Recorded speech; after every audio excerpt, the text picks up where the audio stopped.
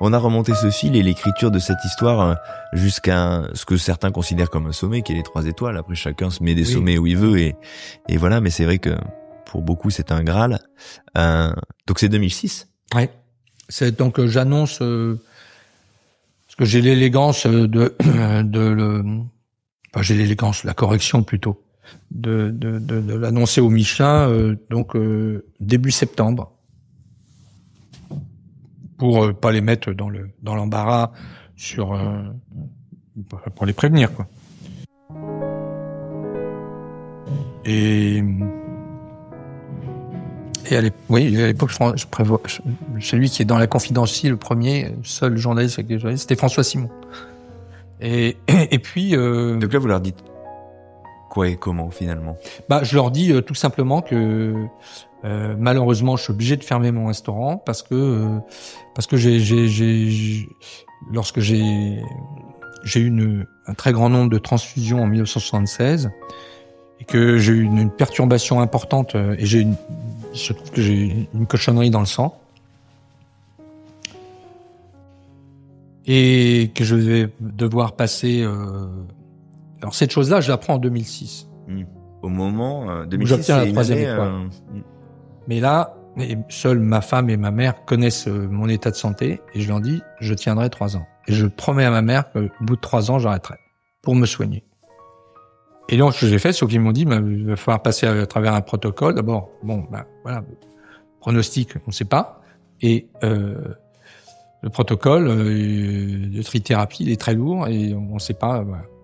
Et j'ai voulu mettre à ce moment-là, j'ai voulu mettre tout le monde à l'abri. J'ai voulu mettre ma famille à l'abri. Parce que tout le monde m'avait dit, si tu coupes la tête, si moi je disparais, puis j'avais vu quand même grande difficulté pour la famille Loiseau. Si je disparais, c'est très lourd. Je dis, moi je préfère les mettre à l'abri, donc je ferme le 3 étoiles. Je laisse Richeux, je garde toute mon équipe. Je laisse personne sur le rivage. J'ouvre l'école avec un de mes anciens, avec Emmanuel, mais tous mes anciens seconds. Jérôme va devenir le chef du coquillage, qui est toujours là, qui est le chef exécutif. Et oui, parce qu'entre-temps, la maison s'est un petit peu développée. Et voilà. Et que, alors, maintenant, on va être ouvert 7 jours sur 7, on va être ouvert 12 mois sur 12. Enfin, voilà, on ouvre la première épicerie à Saint-Malo, on développe ça, et je dis, clap de fin, j'arrête, je peux plus. Et je me soigne.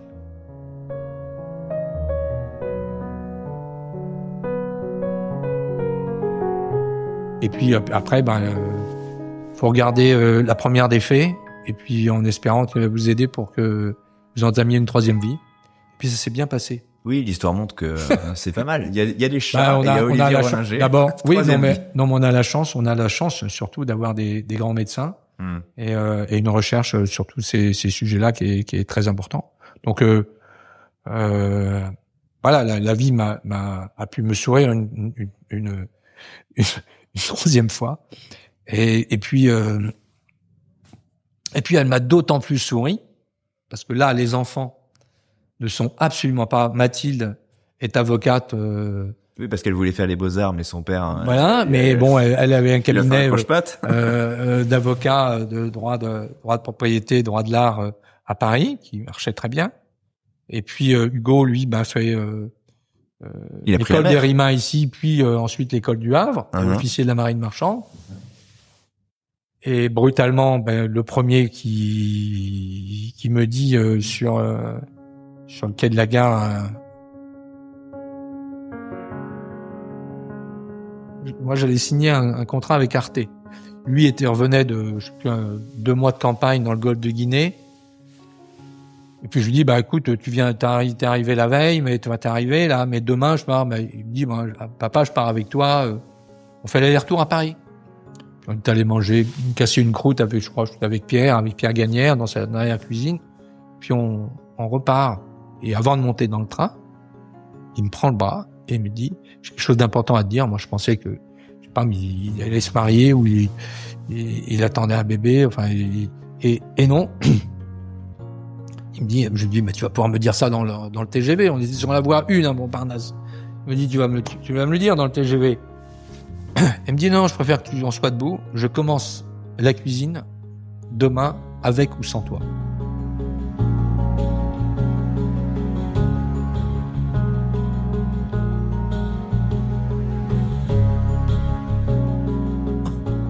Alors là, c'est sûr que je lui ai pas dit un mot au retour.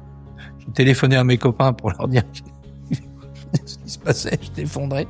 Donc je téléphone à Michel Bras, 3 gros, je dis ce qui m'arrive. Et mais ça s'est tenu jusqu'à ce jour où en plus, donc vous apprenez que vous avez refilé un virus sans le savoir, parce que en fait Hugo il avait fait sa route et vous avez jamais essayé. Non, pas du tout. Vos enfants, évidemment, à part votre fille que vous avez empêché de faire histoire de l'art, finalement vous avez pas encouragé. Non, en plus je trouve ça très. D'ailleurs il a eu, enfin Mathilde évidemment a adoré ce métier d'avocat. Mais Hugo aussi, c'est pas du tout rejet de la marine marchande. Au contraire, il est toujours très très lié avec beaucoup de gens et il aime beaucoup la marine marchande. Et il a beaucoup appris et c'est une très belle école, la marine marchande. Mais il décide parce que et il me dit j'ai aussi une histoire à raconter.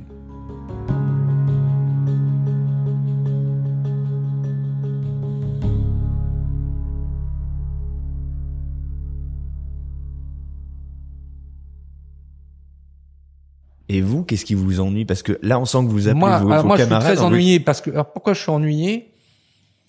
Je suis ennuyé parce que je connais tout, évidemment les joies merveilleuses et vraiment la passion et les joies. Mais je connais aussi toutes les difficultés familiales, sociales. On n'a pas la même vie que les autres avec ce métier. Certains disent qu'on en a pas du tout même. Non, je ne voudrais pas dire ça. Non, on a une vie extraordinaire. On est en rencontre. C'est tellement ouvert. On touche à tellement de choses que c'est évidemment il faut être un peu, c'est vrai qu'il faut être un peu hyperactif, mais il faut être absolument passionné, avoir beaucoup d'énergie et une très bonne santé. Mais il faut reconnaître qu'on est un peu décalé, quoi. On peut décaler et surtout, je dis. Se faire un nom, c'est difficile. Moi, je me suis fait un nom. Mais je sais que toi, c'est un Everest que de se faire un prénom. Dans quelque domaine que ce soit. Ouais, tu vas te comparer. Parce que t'es le fils de. Donc, si tu réussis, c'est grâce à. Et si tu réussis pas, c'est que t'es moins bon. Voilà. Bon. Donc, de toute manière, la piste est étroite. C'est quand même très, très étroit.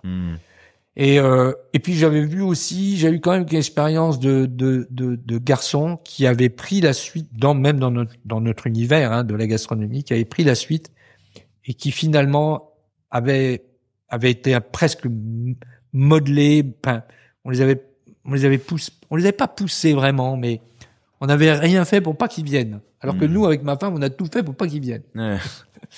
Et qui avait finalement quelques regrets à l'âge de 40-45 ans. Mais surtout, la difficulté de se faire un prénom vis-à-vis des clients, vis-à-vis de l'équipe déjà, de tous les anciens, tous les gars, moi, qu'est-ce que c'est, qu'est-ce qu'il va nous dire, qu'est-ce qu'il va nous apprendre, lui. On a eu 3 étoiles avec son père. Nous, aujourd'hui, on tient la maison. Qu'est-ce qu'il va apporter, lui? Et puis, vis-à-vis des clients, parce que c'était quand même mieux du temps du père. Ouais. C'est tellement facile. Ouais. Et puis, oui, ça a changé. Alors, souvent, c'est le même client qui dit ça a changé. Donc, il est pas content parce que c'était pas la même chose. Mais si ça n'avait pas changé, ouais, c'est toujours la même chose. Mais bon, le sujet, mais je veux dire, c'est toujours 5%. 95% des gens qui viennent nous voir sont évidemment merveilleux. Vous avez fait le ménage, vous avez dû faire de la pédagogie auprès de ces différents... Non, dans mes équipes. Ouais, vous n'êtes pas rentré là-dedans. J'ai eu la chance d'avoir des garçons vraiment brillants et intelligents. Et en particulier, Jérôme, qui était le chef. Bah oui, c'est ça. Un jour, un journaliste, je crois que c'était un journaliste du Figaro, arrive dans la cuisine et puis voit... il vient pour voir la cuisine d'Hugo qui venait d'arriver. Et puis, il y avait Jérôme qui était là. Puis moi, je passe. Puis tout d'un coup, le journaliste pose la question à Jérôme en disant, mais Jérôme avait une étoile en réalité. Ouais. C'était lui le chef. Ouais.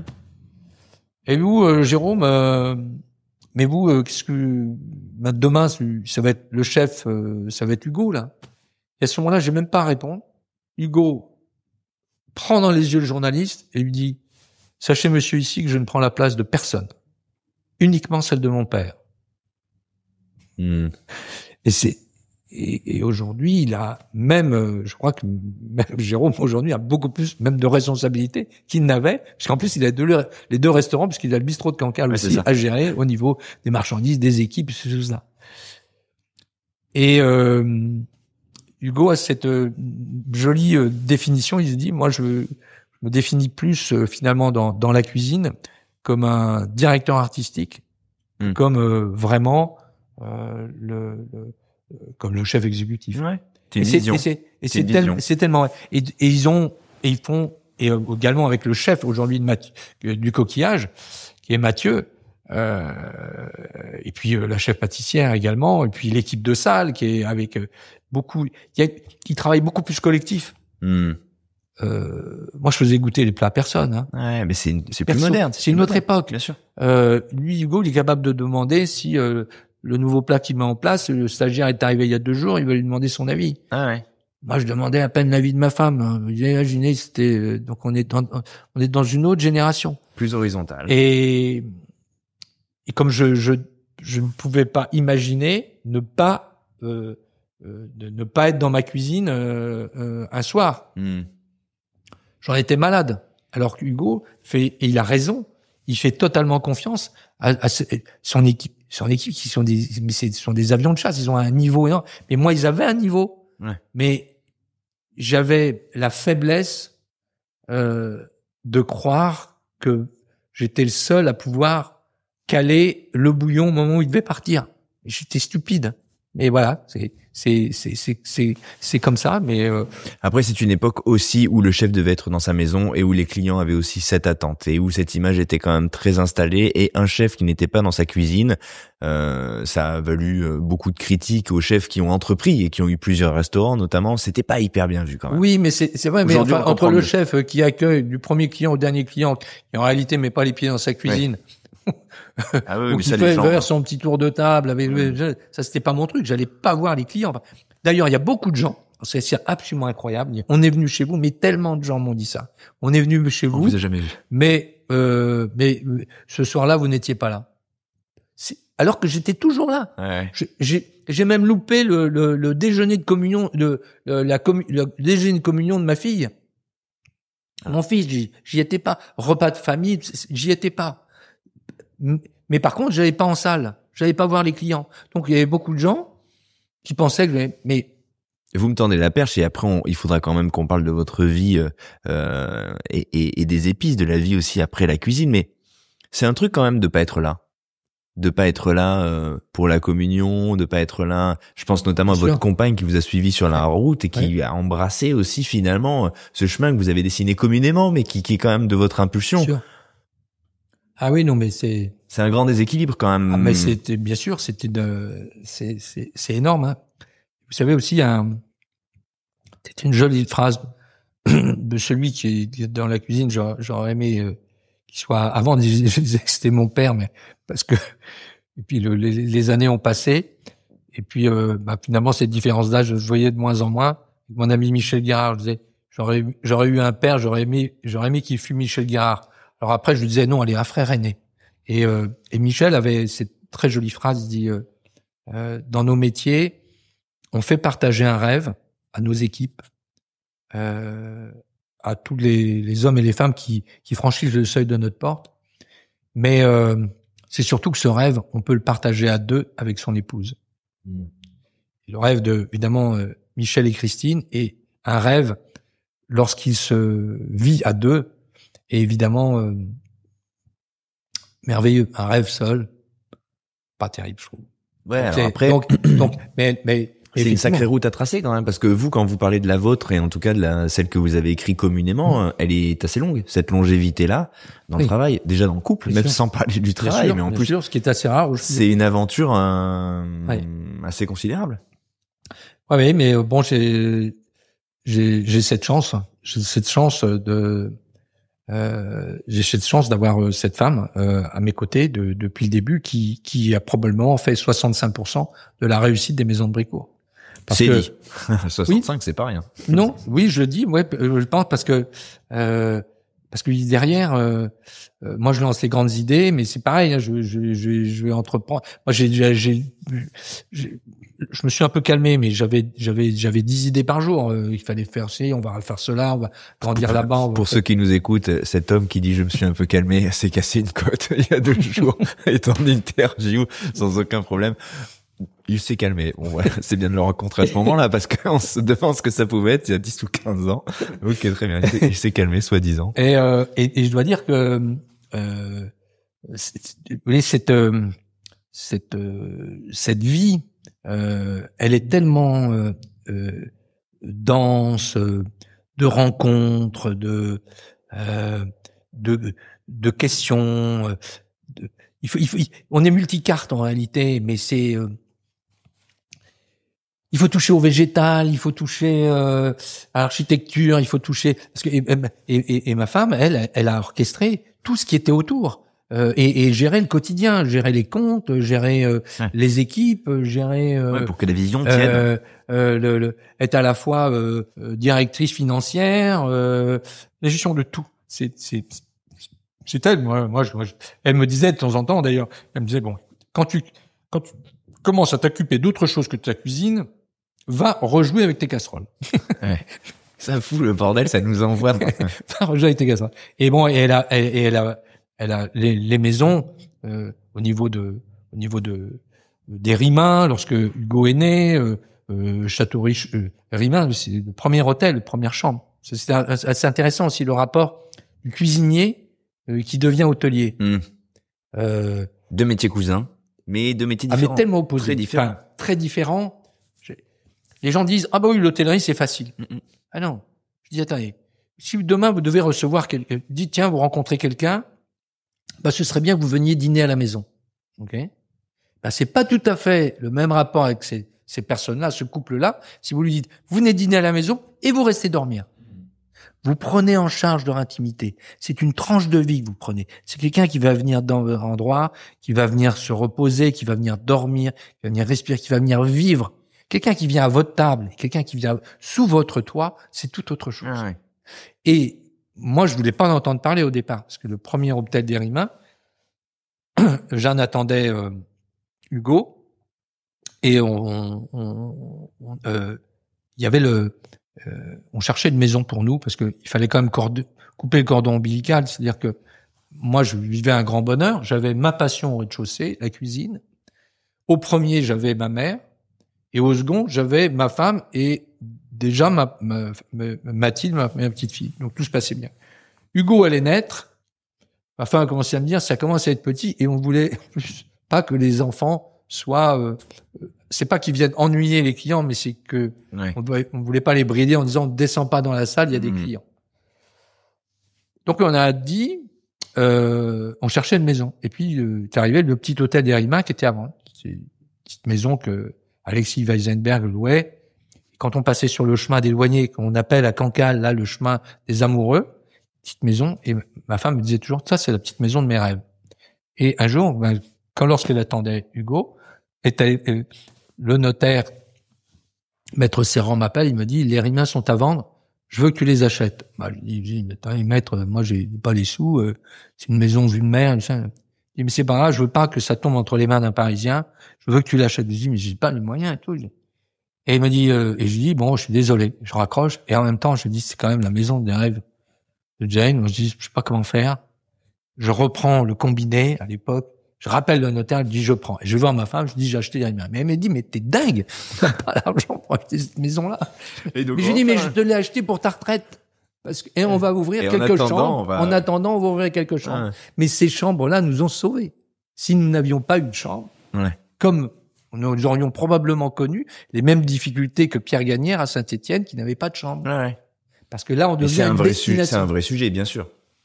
Bien sûr. Donc là aussi, je dis tout de suite, parfois mes jeunes amis cuisiniers qui je disent oui, le métier noble, c'est d'arroser un turbo, de sentir très bien. À un moment, c'est la cuisine lorsque ferme. Lorsque vous êtes en province, si vous voulez que les gens viennent vous voir, il faut quand même d'une manière très modeste, parce que nous, c'était 6 chambres très modestes. Hein. Ouais. Pas de salle de petit déjeuner, pas de salon, rien du tout. C'était presque un B&B, hein. Ça permet, quoi. Mais, et en plus, dans la compréhension de sa propre cuisine, c'est vraiment la porte d'entrée, c'est que des gens puissent déjà venir séjourner sous votre toit. Ouais. C'est un étage intéressant de plus à la fusée, mais finalement, ça permet de regarder un peu son activité un peu différemment. Et puis se dire quand même qu'en avant et après saison, dans des régions comme les nôtres, on peut dire dans toute la province, lorsque vous avez des clients locaux qui vont venir évidemment le vendredi soir, le samedi soir et le dimanche, mais les autres jours de la semaine, il faut que ce soit des gens qui se trouvent être sur la route. Donc des voyageurs, des gens de l'extérieur. Et si déjà vous pouvez leur offrir le logis, à ce moment-là, vous allez remplir votre couvert, ce qui va vous permettre. Là, je commence à parler un peu comme. Mais lorsque moi j'ai terminé, j'ai arrêté effectivement factuellement de cuisiner parce que je me suis demandé ce que je pouvais faire aussi, pas simplement dans ma communauté, pas simplement avec nos producteurs. Mais c'est aussi ce que je voulais faire au-delà, c'est-à-dire comment, avec la petite notoriété que je peux avoir au niveau national et international, parce que j'étais vice-président des Relais Châteaux pendant 15 ans. Donc là, j'étais élu par 500. Oui, c'est ça, on est élu par des chefs dans le monde, ouais. Et 62 nationalités, 22 000 collaborateurs. Et ma mère me disait toujours, et voilà, je savais pas si j'allais rester Relais Châteaux à l'époque. Elle m'avait dit toujours, quand tu n'es pas content dans un groupe, ou tu le quittes, ou tu prends le donjon. Et là, j'ai pris le donjon. C'est-à-dire, je voulais être vice-président, et j'ai dit, si jamais je suis élu, ça s'est passé à Biarritz, c'est maintenant, donc il y a 18 ans. Je dis, la première chose que je vais vous demander, c'est d'arrêter de mettre du thon rouge sur vos cartes, dans le monde entier. Parce que le thon était en danger à l'époque. Et là, c'était tout à coup ma prise de conscience au niveau de l'environnement, c'est-à-dire ce que je pouvais faire pour faire évoluer notre manière de nous servir dans le garde-manger de la nature, d'une manière un peu plus responsable. Petite note pour les jeunes cuisiniers qui nous écoutent ou les futurs cuisiniers, les aspirants cuisiniers, c'est peut-être une donnée à mettre dans son logiciel pour partir sur la route. On cuisine plus avec des espèces en fait qui sont en danger. Enfin, le vivant doit être préservé et le geste du cuisinier doit prendre ça en considération. C'est ce que vous êtes en train de dire là. Exactement. Alors ça, c'est pour moi, si vous voulez On parlait des tourteaux tout à l'heure. Oui, qu'il faut évidemment écarter. Fini les tourteaux, on arrête. Bien sûr. Alors d'autant que l'araignée est invasive. Et en plus, elle est meilleure, elle est plus fine. Donc bonjour des araignées. Non, mais ce que vous êtes en train de dire, c'est qu'il faut prendre ça en considération, absolument. Non, mais tu sais, il y a beaucoup de chefs qui parlent, nous, toutes les générations, il y a eu la cuisine fusion, il y a eu la nouvelle cuisine. Oui, il y a des cycles. J'ai tout connu, la cuisine de terroir, qui était surtout une cuisine de tiroir-caisse. Enfin, j'ai tout connu. Et on parle, alors je vais aborder 2 sujets qui sont professionnels. Sur le locavorisme, il faut faire très attention. Parce qu'il faudrait surtout pas que le locavorisme soit, se rabougrisse à une notion de recroquevillement sur un territoire identitaire, régional, voire national. Parce que si on commence à mettre des frontières, justement en disant je ne cuisine pas ce produit-là parce qu'il n'est pas de chez moi, c'est qu'on considère qu'il n'y a que les produits de chez moi qui sont... Ouais. Bon, là, la cuisine, elle va pas respirer longtemps et elle va pas être bien vivante. Vous êtes le bon exemple, hein. Ah oui, je prends le Saint-Pierre d'à côté et je prends la pomme de terre du copain. Parce que depuis la nuit des temps, même les Égyptiens faisaient venir des clous de girofle. Ouais. Et non, mais et en plus, dans la cuisine, mais là, il est trop tard ce soir, mais je propose qu'un jour on fasse rien. Pourquoi les épices? Dans le monde. Quelle est la différence entre l'épice et l'aromate?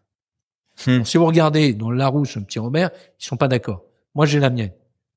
L'épice et l'aromate qui ne poussent pas dans ton jardin ni dans ton champ. Ok, c'est l'ailleurs. C'est l'ailleurs. On va reprendre un lauriacé qui est là, évidemment le laurier chez nous, ou le cannelier au Sri Lanka. Pour nous, la cannelle fait partie des épices, le laurier fait partie des aromates. Ouais. Si demain on va à Colombo, pour eux, la cannelle fait partie des aromates, Ouais. alors que le laurier fait partie des épices. Les épices du ponant. Ah oui, c'est vrai. Ouais. Vous voyez, donc, et pourquoi depuis la nuit des temps? Alors maintenant on sait d'où ils viennent les épices. Mais pendant des siècles, on ingérait ces végétaux, parce que jamais oublier les épices on est dans le monde végétal. Ouais. Ces végétaux, mais pour eux c'était plus mystérieux que si aujourd'hui on allait chercher des ingrédients sur Mars, Minerve ou Saturne, parce qu'on connaît plus Mars, Minerve et Saturne qu'à l'époque on pouvait connaître le fin fond de l'Inde, de la Chine, du Sri Lanka, de l'Amérique du Sud. Mais c'est ce qui conférait aussi aux épices et on peut pas s'en enlever, et ça me fait repenser à ce que vous disiez aussi par rapport à vos piliers et finalement la sphère assez spirituelle que vous mettez autour de votre territoire. Il y a une forme de magie. C'est pas pour rien d'ailleurs que les religions inspirent aussi énormément. Bien sûr. Parce que c'était le premier rapport avec l'ailleurs, mais l'ailleurs qui nous fascine, c'est l'au-delà. Ouais.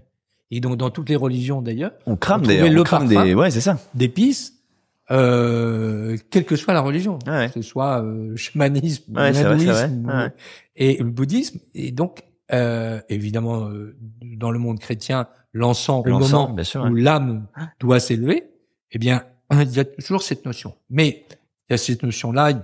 Enfin, je pourrais vous parler des heures. Parce que là, j'ai lu des thèses là-dessus sur. Il y a une dimension spirituelle, il y a une dimension aussi. C'est celle de chacun d'entre nous, souvent les artistes touchent, c'est l'orientalisme de chacun. C'est-à-dire que c'est la personne quand vous brossez les dents le matin, qui se trouve derrière votre miroir et aller à la recherche de son orient, et ce besoin d'altérité, c'est vous-même mais ailleurs et autrement. C'est peut-être vous qui étiez avant, enfin. Donc il y a que les artistes bien sûr qui arrivent à ce moment orientaliste. Eh bien, cette soif et ce besoin d'altérité. Je prends un exemple aussi qui peut paraître, qui est justement pas dans la cuisine européenne, mais qui est dans la cuisine coranique. Que lorsque beaucoup ont eu la chance d'aller dans ce merveilleux pays qu'est le Maroc et de déguster cette cuisine. Une des épices majeures dans la cuisine marocaine, c'est la cannelle. Oui, qui n'a rien à voir. Dieu sait s'il y a énormément d'épices, cumin. Bien sûr. Oui, la cannelle n'a rien à voir avec ce. Il y en a pas du tout au Maroc. Ouais, c'est ça. Et par contre, on va aller chercher la cannelle dans le bout du croissant coranique qui était l'Inde et le Sri Lanka. Ouais. Et donc, ils avaient, dans cette culture culinaire, parce que parfois on dit oui, c'est l'Europe, c'est l'Occident. Non, c'est pas simplement. C'est bien, il fallait mettre de la cannelle, c'est-à-dire l'aromate qui poussait pas chez nous, mais qui poussait le plus loin de chez nous, dans notre cuisine, pour valoriser notre cuisine. Et c'est aussi, ça c'est très marquant. Et puis le deuxième point, c'est que c'est déjà invité l'étranger à sa table. Et c'est pas l'inviter, c'est le porter à ses lèvres, c'est-à-dire les portes de son propre temple, et de l'ingérer. Quelque chose dont on n'avait pas le début d'une connaissance. C'était le mystère. Alors la magie, le mystère, mais il faut être gonflé on regarde les gens, ils disent mais c'est quoi ça, je mange pas. Mais là, ils savaient pas ce que c'était. Et pourtant, ils consommaient. Ils en étaient tellement consommés que c'était même, on disait, payé en épices, payé en espèces. Mais ouais, c'est marrant. C'est faire ami finalement, faire ami l'inconnu. Avec l'inconnu, avec l'autre, l'étranger.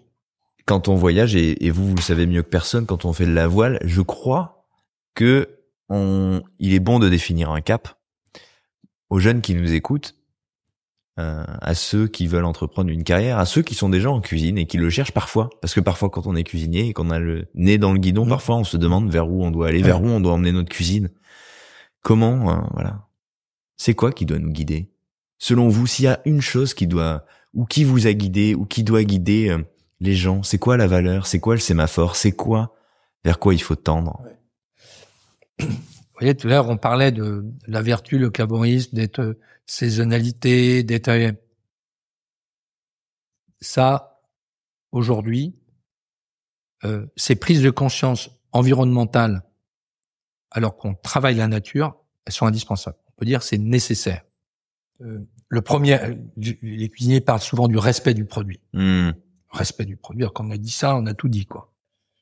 Le premier respect du produit, c'est évidemment de ne pas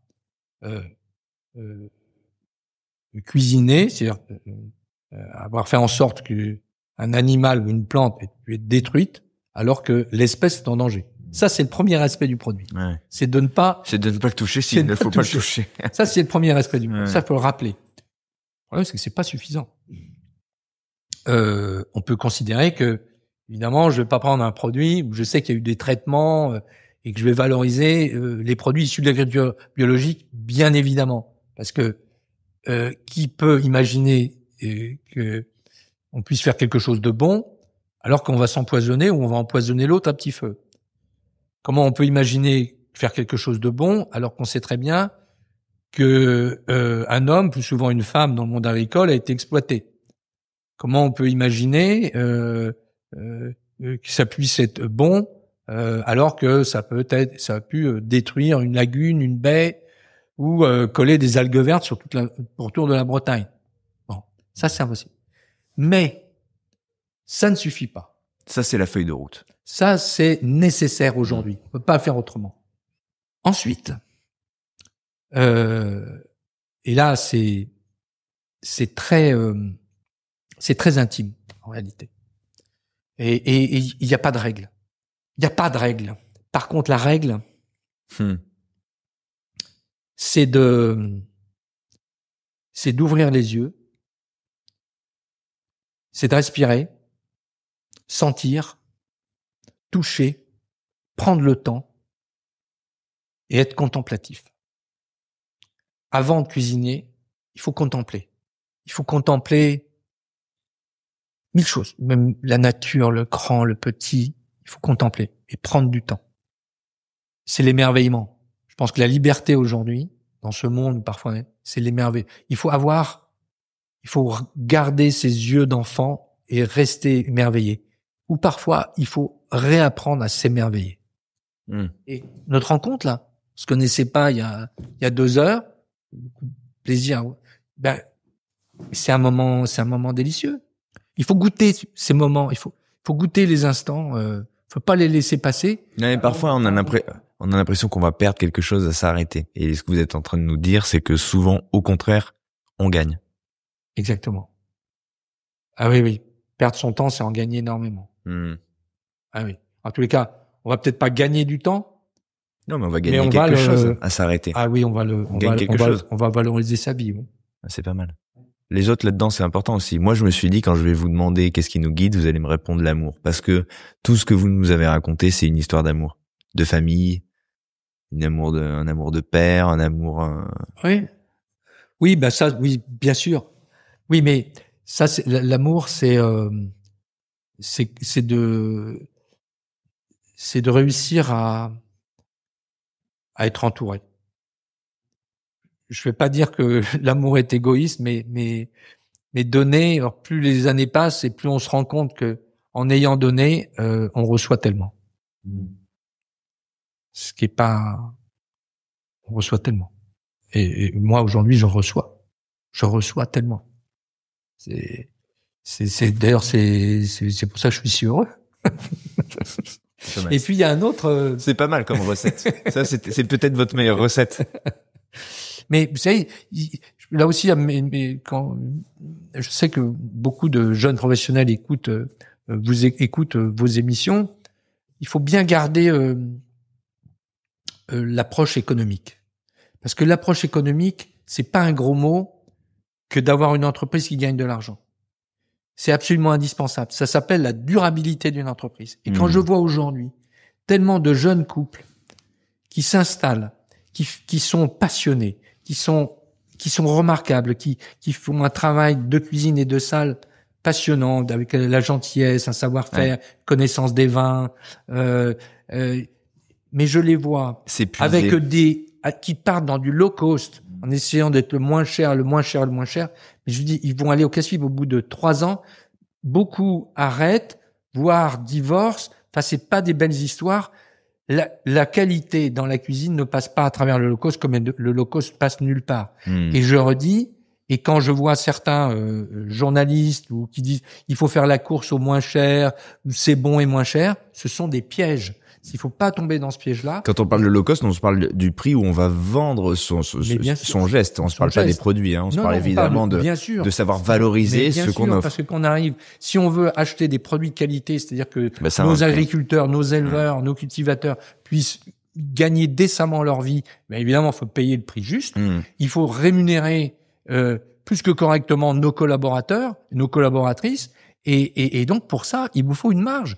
Et il faut pas essayer d'être moins cher que l'autre en disant, oui, mais je rends accessible mon restaurant à des gens qui n'ont pas les moyens et toutes ces choses-là. Ouais. C'est pas ça le sujet. Le sujet, c'est de rendre cet artisanat et de le positionner dans la durabilité pour que, c'est pas le prix bas, c'est le prix juste qu'il faut trouver. Ouais. Évidemment, il faut évidemment proposer au prix ce qu'on appelle le meilleur rapport qualité-prix. Mais parce que je vois aujourd'hui trop d'établissements, je vois plein de jeunes.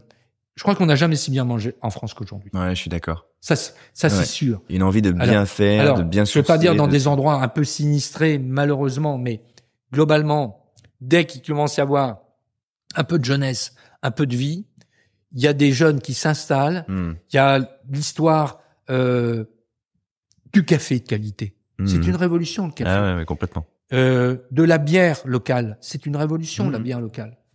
Des vins nature et des bars à vin. C'est une révolution. Ils ont renversé la table de l'INAO.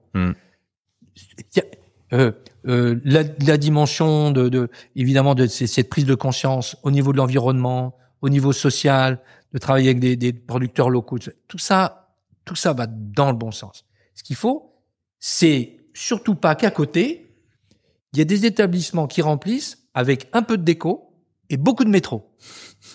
Le problème, il est là. Et donc, j'invite toutes celles et tous ceux qui veulent développer évidemment la cuisine de qualité, quel que soit le niveau. Hein, je parle de la crêperie à la pizzeria, aux 3 étoiles, on s'en fiche. Hein, ça, il y a pas de. Pour moi, justement, il y a plus de cloison. Hein, et la même personne va pouvoir, peu importe, peut être un jour dans un restaurant étoilé, le lendemain de manger dans un food truck. La qualité, c'est pas le luxe, c'est la qualité à tous les niveaux. Mais la qualité a un prix. Ouais. Et il faut prendre donc en considération une réalité économique pour s'en sortir et pas au bout de 3 ans être rincé. Mais non, donc, parce que sans quoi, si jamais on lâche, tout ça, mais si jeunes lâchent, si jamais tous ces jeunes restaurateurs qui font un travail remarquable, si jamais ils tiennent pas économiquement, c'est toute la filière agricole et de la pêche responsable qui décroche. Donc il y a une véritable responsabilité. Pour le coup, on en parle de cet aspect concret et qui est nécessaire et qu'il faut que les jeunes générations, au-delà de leurs intentions, si louables soient-elles, il faut qu'ils l'aient à l'esprit, cette réalité économique. Vous l'avez bâti, donc on est parti de cette maison et on a vu que voilà, ça a essaimé et dans l'hôtellerie et donc il y a aussi ce pourquoi on vous connaît aujourd'hui, en plus de la cuisine que vous avez faite, c'est les épices, parce que finalement vous avez poursuivi la route du goût, du vôtre, après la cuisine. Avec les épices. Alors, je vais vous raconter pourquoi. Parce que ça, je crois que je l'ai pas jamais raconté. Le déclic. C'est qu'un jour, on était avec Jeanne, avec ma femme, et on était avec les Bras aussi, avec Ginette et Michel Bras. Et on était dans le Kerala, et on tombe auprès d'un homme qui s'appelle Tommy, avec lequel aujourd'hui Mathilde travaille, qui était un gars qui, à l'époque, il était tout jeune. Il lui montait une petite ONG locale pour défendre les gars qui faisaient du poivre de qualité dans le Kerala. C'est une communauté chrétienne du Kerala et ils avaient beaucoup de difficultés parce que depuis était passé le Vietnam, le Cambodge et surtout l'Indonésie qui produisaient du poivre de manière intensive. Eux, sur le marché, ils décrochaient et en plus la bourse du poivre allait être transférée, c'est étonnant ça, de Cochin, c'était à Cochin, puis la nuit des temps, et la bourse du poivre bascula à New York. Donc ils disent, pour nous, c'est fini. Ouais, on va passer sous. Et ils bataillaient là-dessus. J'ai dit, mais moi, ce qui depuis des années là maintenant, est en train de signer et marquer ma cuisine, ce sont les épices.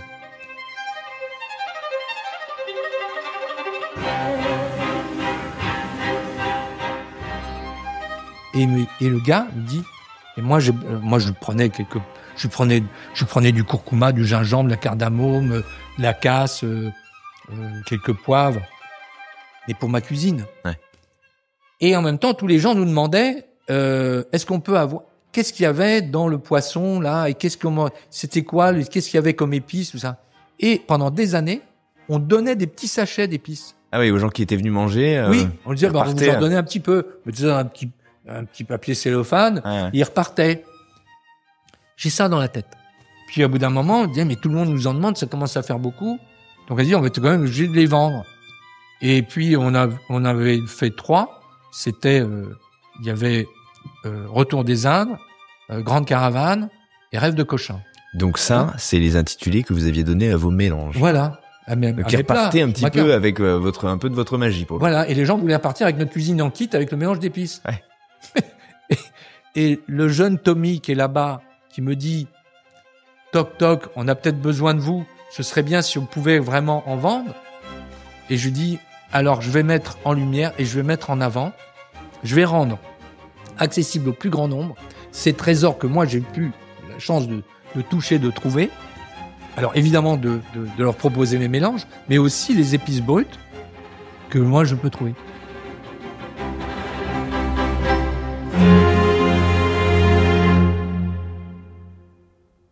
Et pourquoi on allait là-bas?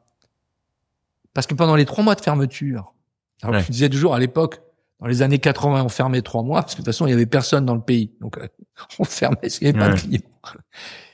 Et comme je pouvais pas revivre ma passion de la voile l'été parce que je travaillais, on louait un bateau dans tous ces contrées et on reprenait la route de ces messieurs de Saint-Malo. En famille. De ces familles pour retrouver la route de la Compagnie des mers du Sud qui deviendra donc c'était un lien. Et évidemment, en s'arrêtant, on découvre. C'est comme ça que j'ai rencontré ce fameux Tommy. Et puis là, au milieu on fait des récoltes, on apprend avec eux, on comprend la meilleure qualité et c'est de cette manière-là qu'on a un peu révolutionné la sélection des poivres, puisqu'on était les premiers à présenter des poivres non pas par rapport à une granulométrie, non pas par rapport à une couleur, non pas par rapport à une densité, mais par rapport à une variété botanique. Ouais. Déjà, vous avez appris aux gens qu'il y avait des variétés. Voilà. Moi, ma plus grande réussite professionnelle, c'est pas la cuisine, c'est pas les étoiles. Ma plus grande réussite professionnelle concernant les épices, c'est que j'ai commencé avec ces producteurs, ces productrices là, ces fermiers. Il y a maintenant pratiquement 40 ans. Et aujourd'hui, alors que leurs enfants ont pourtant fait des études, évidemment, réussi avec des gens, des gros bosseurs, plein de sacrifices. Leurs enfants ont fait des études et pourtant, ils ont repris la ferme de leurs parents. Et aujourd'hui, mes enfants sont en relation directe avec cette nouvelle génération. Ah, c'est génial. Ça s'appelle de la durabilité économique. Oui.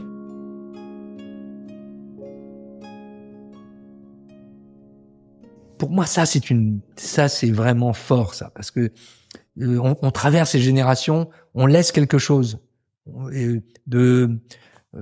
peut-être pas de vertueux, mais en tous les cas de sain. Et puis ça boucle l'histoire de cet ailleurs qui se retrouve aussi ici, de ces cultures qui se parlent sans se manger l'une l'autre, mais en s'enrichissant, en se faisant grandir, comme vous le disiez au tout début de cette histoire. C'est ça. Et oui, on grandit les uns les autres. Et moi, évidemment, alors ensuite, évidemment, deuxième joie. C'est pour ça que moi, j'ai une vie extrêmement heureuse avec tout ça. Deuxième joie, c'est évidemment de voir les enfants, que ce soit Mathilde avec les épices, son mari avec l'art contemporain, et puis Marine aussi, ma deuxième fille, la femme d'Hugo, qui elle prend la place de Jane, de ma femme. C'est elle qui gère tous les hébergements, toutes les équipes pour toutes les maisons de Brécourt. La famille, c'était votre ligne depuis le début. Elle s'est brisée pour vous et vous l'avez fini par la rechercher. Je pense que je suis pas. Les uns les autres, on a tous des bobos. Et chaque fois, les bobos sont très relatifs. Lorsque les gens vous disent, il n'y a pas de je vois petits pourquoi bobos. elle se plaint, il y en a d'autres qui sont dans cet état-là, ça n'a rien à voir. Il n'y a pas de petits bobos. Non, il n'y a pas de petits bobos. Les bobos à l'âme, les bobos au cœur, toutes ces choses-là. Mais vous n'avez eu de cesse que de vouloir construire, de faire famille finalement. Que vous parliez des producteurs, de vos équipes, de vos beaux-fils. Oui. C'est une obsession. Oui, parce que c'est comblé, c'est cette histoire d'adolescence. Oui, c'est ça. C'est-à-dire que quand vous avez une famille brisée, vous ne rêvez qu'à une chose, vous ne rêvez que de famille. Vous avez pu le dire à votre père ou pas? Parce que vous aviez... Oui, je lui ai dit. Dire le jour il m'a écrit une lettre, je lui ai rappelé, je l'ai rappelé le soir même et j'ai pardonné. J'ai surtout pardonné. C'est moi qui ai réglé la facture, mais j'ai pardonné dans l'exemple pour mes enfants. Voilà. Il faut savoir aussi pardonner.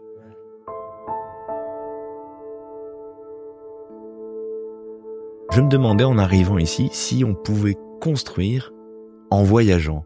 Je crois qu'on se nourrit en voyageant et vous allez me donner votre avis, mais que le port est nécessaire. Et vous en êtes quand même l'incarnation parce que vous avez été toujours invité par l'ailleurs, nourri par l'ailleurs, mais je ne sais pas ce qui arrivera dans 15, 20 ans et comment se terminera l'histoire. Mais aujourd'hui, on enregistre cette interview à l'endroit où vous êtes né. C'est pas rien d'avoir toujours écrit les choses depuis là où on est arrivé.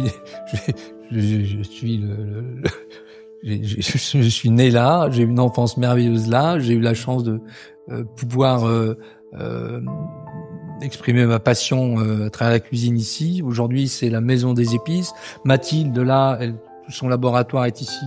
Et demain, là, elle construit 450 mètres carrés d'une cuisine laboratoire pour ses épices. Non pas pour grossir, mais pour grandir, justement. Ouais. Le cœur des maisons de Brécourt et d'épices Rollinger, pas des Rollinger, il bat ici. Et c'est une famille de cuisiniers. Et ça, c'est vous. Et de cuisinières. Ça, c'est vous. Non, c'est la famille. C'est pas moi. Maintenant, oui. Oui. Ah non, c'est la famille. Mais cette énergie, cette impulsion. J'en étais deux. C'est mon équipage avec tous ces hommes. Mais Bertrand, il est arrivé ici, il avait 20 ans. Oui, mais ça s'est écrit avant que tous ces gens soient là. Cette impulsion et cette envie d'ancrer les choses et que ce soit ici. Bien sûr, mais là aussi, je vais peut-être dire, moi, j'aimerais bien être chef d'orchestre parce que jouer de la flûte, c'est très bien. Tout seul, c'est formidable. Écoutez, qu'un joueur de flûte, c'est merveilleux. Mais un orchestre, mais là, vous avez des frissons. Nous avons bâti tous ensemble. C'est partager une histoire. L'harmonie, on recoupe avec Mais on a commencé à se parler de chef dont on ne voulait pas en entendre parler en cuisine, mais de chef d'orchestre qui était plutôt acceptable. Oui. C'est vrai. Le chef d'orchestre, c'est indispensable. Oui, c'est ça. Donc, finalement, vous avez terminé l'interview en disant, oui, maintenant, je suis content de m'appeler chef, mais entre guillemets, d'orchestre.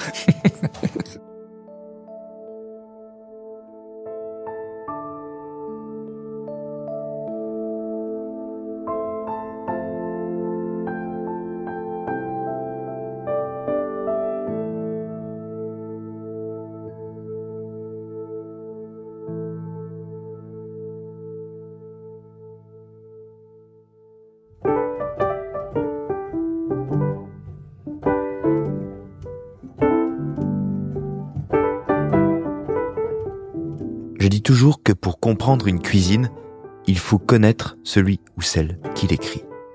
La profondeur d'un plat, la distance qu'il met entre lui et l'horizon, la hauteur qu'une main prend sur la création, elles vont souvent de pair avec la grandeur d'une histoire. On a parlé ainsi pendant près de 3 heures avec Olivier Rollinger. C'était le 4 septembre 2025. Le chef d'orchestre allait fêter 10 jours plus tard ses 70 ans. 70 ans de vie sur les vagues finalement, avec de grands bleus et de gros grains, avec de grandes joies et d'intimes chagrins. La recette d'Olivier Rollinger, elle consiste finalement à s'ancrer ferme et fort, à aller au lointain pour revenir riche et rayonner plus encore. Elle consiste à tenir la pierre, à la fortifier pour, autour de lui, rassembler. Car les plus beaux voyages sont ceux qui vous voient revenir au port, le cœur gonflé et l'esprit riche. La recette d'Olivier Rollinger, c'est de tenir sa terre et de la montrer, de la faire grandir et de la partager pour faire de cet endroit un monde qu'on ne voudra pas quitter.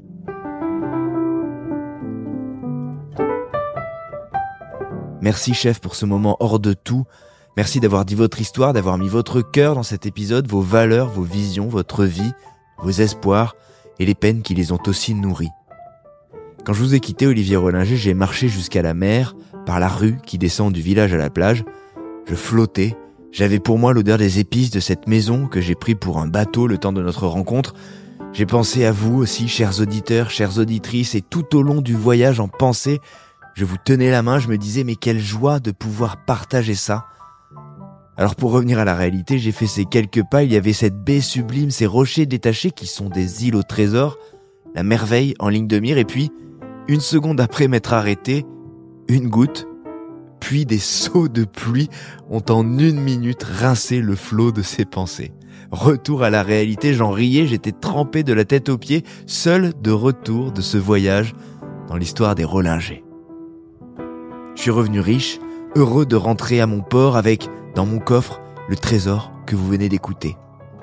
Je suis hyper touché que cet épisode existe désormais. Merci chef, et merci à vous toutes et tous qui écoutez ce podcast pour la première fois ou depuis le premier jour. C'est grâce à vous que je poursuis cette route, grâce à mon équipage aussi, à Célia, à Sandrine qui m'accompagne, à Gabriel et Luna aussi désormais, à celles et ceux qui sont montés à bord le temps d'une traversée, à nos partenaires qui nous soutiennent, à Bretagne Tourisme qui a soufflé dans nos voiles pour ce trip mémorable.